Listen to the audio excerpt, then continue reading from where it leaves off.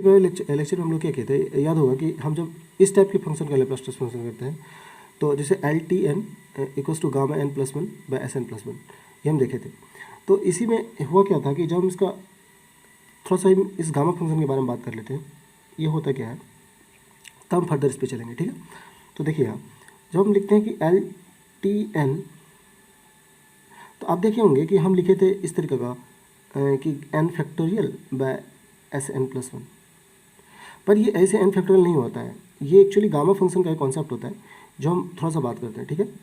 Gamma function में क्या होता है कि यदि एक gamma function n plus one हो, ठीक है, तो उसको हम एन फैक्टोरियल बोलते हैं। कब? जब हमारा क्या होता है, ये एन जो होता है एन बिलोंग्स टू इंटीजर हो जाए। पर यदि ये ऐसा हो कि ये एन हमारा फ्रैक्शन हो जाए, ठीक है, तो हम इसको लिखते हैं एन गामा एन, ठीक है। तो ये हमारा कॉन्सेप्ट है। दूसरा और चीज़ एक थोड़ा सा जान लेते हैं। सपोज करिए हमको जैसे ऐसे लिखना है कि यदि हमको लिखते हैं सपोज करिए 3/2, इसका गामा फंक्शन निकालना है, तो हम इसको ऐसा लिख सकते हैं, देखिए 1 + 1/2, ठीक है। तो यहाँ पे यदि हम इसको ऐसे लिखेंगे कि 1/2 + 1, तो यहाँ पे एन देखिए फ्रैक्शन आ गया। तो जब ये फ्रैक्शन आएगा तो हम इसको फर्दर कैसे लिख सकते हैं, इसको हम लिख सकते हैं एक्चुअली 1/2 1/2। और यहाँ पे आपको याद रखना है कि गामा 1/2 का जो वैल्यू होता है वो रूट पाई होता है। तो इस टाइप के क्वेश्चन को सॉल्व करने के लिए आपको इतना कॉन्सेप्ट पहले होना चाहिए, ठीक है। तो ये आप देख चुके होंगे। अब हम लोग फर्दर इस टाइप की लैप्लास ट्रांसफॉर्मेशन करते हैं, ठीक है। चलिए फर्दर आगे बढ़ते हैं हमारे जो मेन टॉपिक है उस पर, ठीक है। तो हम करना चाह रहे हैं अभी लैप्लास ट्रांसफॉर्मेशन किसका, रूट टी का। तो रूट टी का लैप्लास ट्रांसफॉर्मेशन करना चाह रहे हैं, ठीक है। तो यदि रूट टी का लैप्लास ट्रांसफॉर्मेशन करेंगे तो इसको हम लिख सकते हैं L of t to the power 1/2 लिख सकते हैं।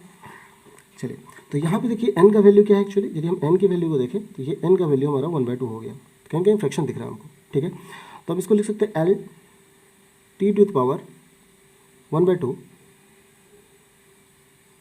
तो हम यदि इस फॉर्मेट में जाएं तो इसको क्या लिख सकते हैं, gamma of n+1 by S n+1 इस फॉर्मेट में। तो यहाँ पे n का वैल्यू क्या हो जाएगा, यदि हम देखें तो n का वैल्यू हम क्या लिख सकते हैं 1/2 + 1 बाय s का वैल्यू क्या हो जाएगा, s में n का वैल्यू 1/2 प्लस, क्योंकि यहाँ पे यदि हम देखें तो यहाँ पे क्या होता है n+1 होता है। तो देखिए ये हमारा 1/2 + 1 हो गया। अब हम अभी थोड़ा देर पहले बात करके आए कि जब हमारा यहाँ n का वैल्यू हमारा फ्रैक्शन में आ जाए तो हम क्या करते हैं, इस फ्रैक्शन वैल्यू को हम इस फॉर्मेट में लिखेंगे, ठीक है। तो हम इसको क्या लिखेंगे, अभी हम लोग देखे थे यदि फ्रैक्शन रहेगा तो n गामा n लिख सकते हैं, ठीक है। तो वहीं पे हम ये काम कर रहे हैं, ठीक है। देखिए इसको क्या लिख सकते हैं, ये लिख सकते हैं हम लैप्लास ऑफ t 1/2 को, इसको लिख सकते हैं गामा 1/2 + 1 बाय s 1/2 + 1। और फर्दर यदि इसको सॉल्व करेंगे तो ये हमारा क्या हो जाएगा, गामा 2 1/2 गामा 1/2, ठीक है। अब इसको लिख सकते हैं 3/2, ठीक। अब देखिए फिर इसको सॉल्व करते हैं तो हमारा क्या हो जाएगा, Laplace of t to the power 1/2 का हम यदि सॉल्व करेंगे तो ये वैल्यू हो जाएगा, चलिए क्या 1/2 और 1/2 का गामा फंक्शन जो होता है वो रूट पाई होता है बाय s 3/2। और यदि हम देखें इसको तो हम इसको ऐसा लिख सकते हैं 1/2 रूट पाई s 3/2। तो हम यदि फाइनली इसको सही तरीक़ा से लिखें तो हम इसको ऐसे लिख सकते हैं एल टी 1/2 को, ये हो जाएगा रूट पाई बाय 2s 3/2।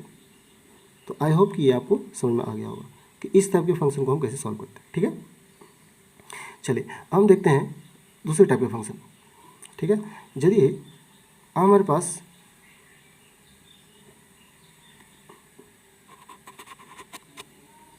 हाँ, तो अब हम लोग लेप्लास ट्रांसफॉर्मेशन कैसे करेंगे?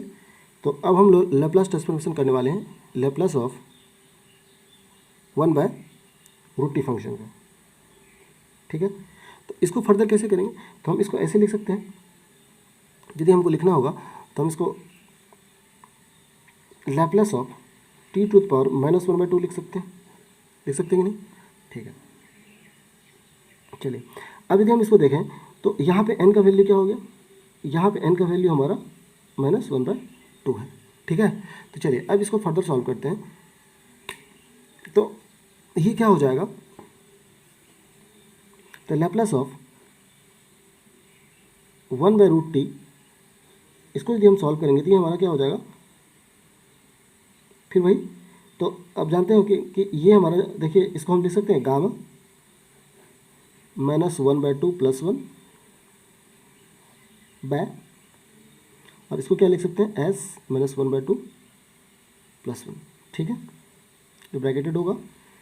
तो फर्दर यदि हम इसको सॉल्व करेंगे तो ये वैल्यू क्या हो जाएगा? गामा 1/2, और ये हमारा हो जाएगा s⁻1/2। तो यदि हम इसको देखें तो ये हमारे पास क्या है? लैप्लास ऑफ 1/√t, ये वैल्यू आ गया हमारा 1/2, हमारा √π हो जाएगा, इसे पहले हम सॉल्व किए हैं, और ये हमारा हो जाएगा, हम इसको √s भी लिख सकते हैं, तो या फिर आप ऐसे भी लिख सकते हैं √π = √π/s⁻1/2। तो ये हमारा क्या हो गया? इस तरीक़े से हम इस टाइप की इक्वेशन को सॉल्व करते हैं। तो आई होप कि आपको समझ में आ गया होगा। यदि इसमें कोई डॉट हो तो आप कमेंट सेक्शन में लिख के हमको डॉट पूछ सकते हैं, तो कोशिश करेंगे कि हम आपको रिजॉल्व करें आपका डॉट। और फर्दर वीडियो देखते रहिए। फर्दर हम सोचेंगे कि अब हम धीरे धीरे क्वेश्चन, अच्छे क्वेश्चन करेंगे। तो अभी हम छोटे छोटे क्वेश्चन को लेते हैं इस टाइप के, फिर हम क्या करेंगे? मिंगल क्वेश्चन करेंगे, ठीक है। और जो भी अच्छे एग्जाम में पूछा गया है, चाहे वो गेट हो या फिर ESE या फिर जो भी आपके जो मतलब BSc में जो आपका एकेडमिक एग्ज़ाम में पूछा जाता है, तो उसको सॉल्व करेंगे। तो thank you for watching, bye.